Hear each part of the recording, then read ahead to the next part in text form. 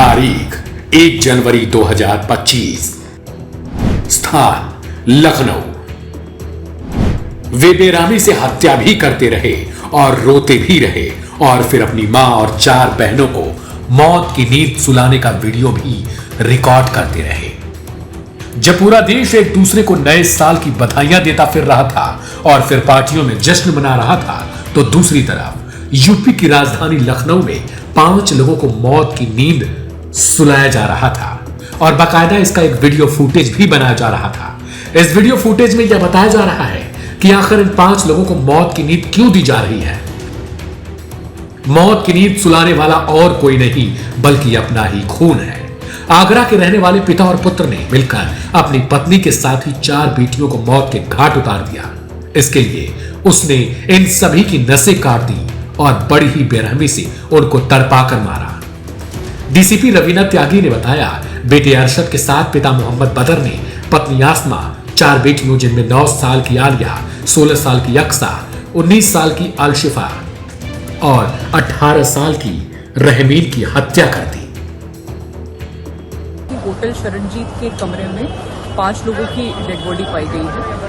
तत्काल स्थानीय पुलिस द्वारा मौके पर पहुंचा गया।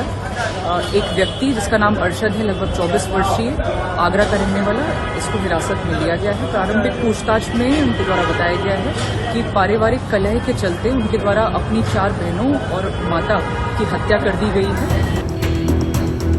अब सवाल है कि आखिर ऐसी क्या वजह आन पड़ी जिसकी वजह से पिता और बेटे दोनों हत्यारे बन गए और हत्या खुद के परिवार की कर डाली। हत्यारोपी बेटे अरशद ने मौत देते वक्त एक वीडियो बनाया था जिसमें उसने अपनी पीड़ा और अपनी व्यथा को बताने की कोशिश की थी। वीडियो में वह बताता है कि वह अपने पड़ोसियों से परेशान है, उसके पड़ोसी उसे रहने नहीं दे रहे और उनकी बुरी नजर उनकी बहनों पर है। वह कहता है कि उसने पुलिस से इस मामले की कई बार शिकायत की, लेकिन पुलिस केवल पड़ोसियों की सुनती है, क्योंकि वह धनबल से मजबूत है, वे गैंगस्टर है, उन पर तमाम तरीके के वो आरोप लगाता है। वीडियो में अरशद बता रहा है कि मैं और पिता समेत पूरा परिवार मेरा मुस्लिम से हिंदू धर्म में कन्वर्ट होना चाहता था। हमारी इच्छा थी कि हमारे घर में मंदिर बने, लेकिन हम हार गए। वह बताता है कि इन 5 को मौत की नींद सुलाने के बाद हम खुद भी मौत की आगोश में चले जाएंगे। वह बताता है कि हम 13 दिन से फुटपाथ पर सोने के लिए मजबूर हैं। आरोपी हमारी बहनों को बेचना चाहते थे। आज ये बहुत बड़ी तड़फ है। योगी जी, हमारे जीते जी नहीं तो मरने के बाद ही इंसाफ दिलवाइए। अस्सलाम वालेकुम, मेरा नाम मोहम्मद असद है। आज बस्ती वालों की वजह से उनसे थक हार कर आज मजबूरी में हमने सबने पूरी फैमिली ने एक कदम उठाया है। आज अपने हाथ से अपनी बहनों को और अपने आप को मारा है मैंने। जब पुलिस को एक वीडियो मिले तो आप एक बार जानिए, इस सब चीज़ों की जिम्मेदारी बस्ती वाले हैं।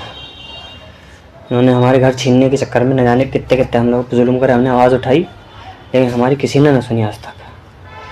इसलिए मजबूरन आज हमें 10-15 दिन हो गए फुटपाथ पर सो रहे हैं, ठंड में भटक रहे हैं। हम बच्चों को ये नहीं चाहते बच्चे ठंड में भटकें।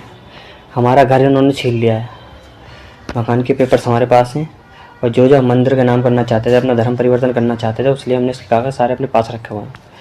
पुलिस को एक वीडियो मिले तो लखनऊ पुलिस से, योगी जी से ये गुजारिश है कि इन जैसे मुसलमान कहीं मत छोड़ो। आप अब जो कर रहे हो बहुत बढ़िया कर रहे हो, क्योंकि ये मुसलमान हर जगह ज़मीनों पर कब्जा करते हैं और लोगों पर जुल्म करते हैं। न जाने कैसे कैसे गैरकानूनी धंधे करते हैं, नकली नोटों के धंधे करते हैं।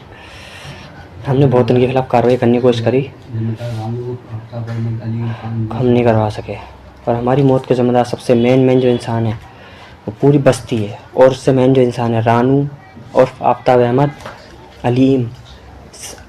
अलीम खान, सलीम, ड्राइवर अहमद, रानू, आरिफ, अजहर और इसके और रिश्तेदार हैं जो ऑटो चलाते हैं और भी उसके गली में रिश्तेदार रहते हैं। भड़बूज आए हैं ये लोग बहुत बड़ा भूमि माफिया गैंग चलाते हैं, इसमें लड़कियों को बेचते हैं।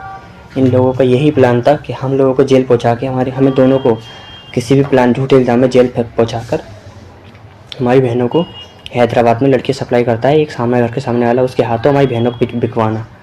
भैया हम ये नहीं चाहते थे, इसलिए मजबूरन आज हमें इस वक्त 2 बजे का टाइम हो रहा है तकरीबन, मजबूरी में अपनी बहनों को मैं जबला दबा के हाथ की नस काट के मारना पड़ा। अरशद ने पूछताछ में बताया कि उसे डर था कि उसे कुछ हो गया तो उसकी मां और बहन के साथ उसके पड़ोसी क्या करेंगे, क्योंकि वो पहले ही बता चुका है कि उसके पड़ोसी लड़कियों की खरीद फरोख्त करते हैं, उन्हें हैदराबाद में बेचा करते हैं। हत्या करने के बाद उसने अपने पिता को स्टेशन पर छोड़ा ताकि वो भी खुद की जान ले सके। उसने बताया कि इसके बाद वो खुद भी मरने वाला था, लेकिन तब तक वो पकड़ा गया और शायद सुबह तक मैं भी जिंदा ना मिलूँ आपको। लेकिन हमारी मौत के जिम्मेदार गली वाले हैं और हमने बहुतों से मदद मांगी, पुलिस से मदद मांगी, बहुत से नेताओं से मदद मांगी जो बजरंग दल के हैं, बीजेपी के हैं, लेकिन हमारी किसी से मदद नहीं करी। बस आखिरी वीडियो में सिर्फ यही कहना चाहूँगा, ये बहुत बड़े झूठे लोग हैं। हम लोग बदायूं के रहने वाले, हमारी ताई के पास सन 47 तक का प्रूफ मिल जाएगा आपको। ये हमें झूठा इल्ज़ाम लगाते हैं, हम पर तरह तरह की बातें करते हैं कि हम लोग बांग्लादेशी हैं। हमारा पूरा प्रूफ जो है पूरा ख़ानदान का, हमारे परदादा तक का प्रूफ आपको मिल जाएगा। बदायूं में ताई रहती है हमारी, उनके पास। हम लोग बस्ती वालों से तंग कर धर्म परिवर्तन करना चाहते थे ताकि हमें चैन से जीने दें। मंदिर बनाएं, पूजा करते हैं, हम सब करते हैं। हमने सब बहुत लोगों से मदद मांगी इसके खातिर, लेकिन किसी ने मदद नहीं करी। आज आप देख रहे हैं मेरी सारी बहनें मर रही हैं और थोड़ी देर में मैं भी मर जाऊँगा। लेकिन ये एक बात ज़रूर कहना चाहूँगा, हिंदुस्तान के अंदर अगर किसी परिवार को ऐसा दोबारा ना करना पड़े, इसलिए कहूँ मोदी जी, योगी जी, आपसे सिर्फ विनती यही है कि हर मुसलमान एक सा नहीं होता आप जो सोचते हो। हाथ जोड़ के विनती करता हूँ कि हमें मार जीते तब इंसाफ ना, मेरा मरने के बाद इंसाफ दे दीजिए। उन लोगों को कड़ी से कड़ी सज़ा होनी चाहिए। बहुत से नेताओं से पूछ रखते हैं, पुलिस वालों से पूछ रखते हैं। हमारा आधा प्लॉट तो छीन लिया, आधा भी छीनना चाहते थे। लेकिन एक बात ज़रूर कहूँगा, अगर आप सच्चे हिंदू हो, सच्चे ठाकुर हो, तो हम भी हिंदू परिवर्तन करना चाहते थे। उस घर के अंदर सिर्फ और सिर्फ मंदिर बनना चाहिए, और जितना भी हमारे घर का सामान है जो हमारी बहनों ने बहुत प्यार से सींचा था, सजाया था, जो आज मर गई बेचारी, उस सामान को किसी अनाथ आश्रम में दे देना ताकि हमारे मन, हमारी रूह को खुशी मिले। अब ये अपने हाथ से मैंने मारा है इन्हें, अपने बाप के साथ मिलकर क्या करूं? हैं? इनको बिकता हुआ देखूं हैदराबाद में। अब आप लोग कहते हो कि बेटी बचाओ बेटी पढ़ाओ, हैं? ये ऐसे मुसलमान जिस तरह के मुसलमान रहते हैं कि साले पता नहीं कहाँ के आके हिंदुस्तान में बस गए हैं। कोई अपनी बेटी पढ़ा सकता है, बचा सकता है? हैं? बेचारियों की मैंने कितने गरीब लोगों ने बेटे उठा के हैदराबाद में बेच दी, बेचारी मर रही होंगी, तड़प रही होंगी। हम वो चीज़ नहीं चाहते थे, मजबूर है। हमारे पास उस ज़मीन के कागजात भी हैं और हम जो लिखना चाहते थे वो भी हमने लिख के दे दिया। बहुत जगह अर्जी भी भेजी, कई जगह सुनवाई हुई, लेकिन ये बस्ती वाले साले चौकी अपनी कब्जे में कर रखी है, पैसा खिला के साले बच जाते हैं। वो घर आप योगी जी किसी के हाथ में मत जान देना, जान बसी उसमें हम सबकी। उसको अपने कब्जे में करके मंदिर बनाए, और मंदिर को जान किया हमने, मंदिर ही बनेगा उसमें। इतना ज़रूर कहूँगा। अब आपकी मर्ज़ी, हमें जलाओ या दफनाओ, लेकिन ये इन लोगों को इंसाफ दिलाओ। बेचारी बहुत तड़पी हैं आज, इनके हाथ काटे मैंने, अपने गला दबाया इनका मैंने। अभी एक सबसे छोटी बहन है मेरी, बताओ, इनकी इज्जत बचाइए हमने। लुटने नहीं देना चाहते तुम जैसे मुसलमानों के हाथों। कंजड़ है मुसलमान साले। आप जो कर रहे हो सही कर रहे हो। ये साले पता नहीं कहाँ से आके बस गए। इन्होंने मंदिर कब्जे में कर लिए, बहुत से बनना चाहते थे। हमारी हिंदुओं ने मदद नहीं करी। आखिरी उम्मीद आप ही हो कि हमारे मरने के बाद तो कर दोगे शायद, हैं? इससे मैं वीडियो बना रहा हूँ ना, हाथ जोड़ के विनती नहीं कर सकता, बस हाथ जोड़ के विनती आपसे कि बस इंसाफ दिलाओ। बहुत तड़पे हम लोग।